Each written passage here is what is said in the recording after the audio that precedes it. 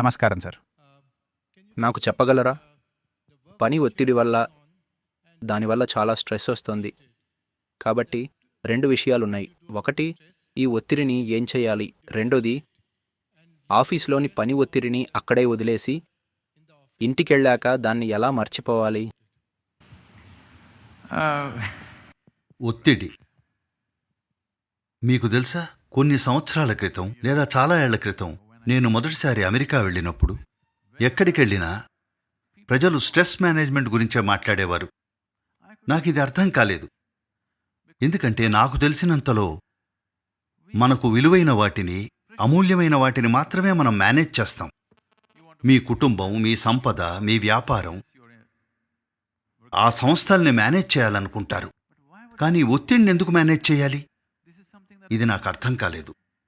జనం ఒత్తిడిని తమ జీవితంలో భాగం అనుకుంటున్నారని తెలుసుకోవడానికి నాకు కొంత సమయం పట్టింది. ఒత్తిడి మీ జీవితంలో భాగం కాదు. ఒత్తిడి మీరు చేస్తున్న పని వల్ల రాదు.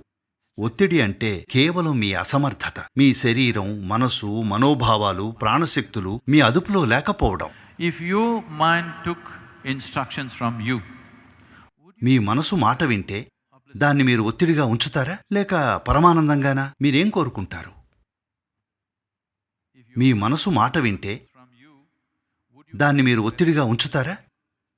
పరమానందంగా. మీకోసమైతే ఖచ్చితంగా పరమానందమే. మీ పక్కింటి వాళ్ల కోసం ఏం కోరుకుంటారనేది చర్చనీయాంశం. కానీ మీరు కోరుకునేది ఖచ్చితంగా సుఖమే, అవునా? మరి మీరు సుఖం కోరుకుంటున్నప్పుడు మీ మనసు ఎందుకు దుఃఖం సృష్టిస్తోంది? ఒత్తిడి అంటే దుఃఖమే. మీ మనసు మీకెందుకు దుఃఖాన్ని సృష్టిస్తోంది? మీ మనసు మీకోసం పనిచేయాలి, మీకు వ్యతిరేకంగా కాదు. కాబట్టి అది మీకు వ్యతిరేకంగా పనిచేస్తుంటే ఈ మనసు గురించి మనకేదో తెలియదన్నమాట, అవునా? చాలా ప్రాథమికమైంది. మనం మనసు స్వభావం, అది ఎలా పనిచేస్తుంది, దాంతో ఏం చెయ్యగలం అంటే ఒత్తిడి పని వల్ల రాదు.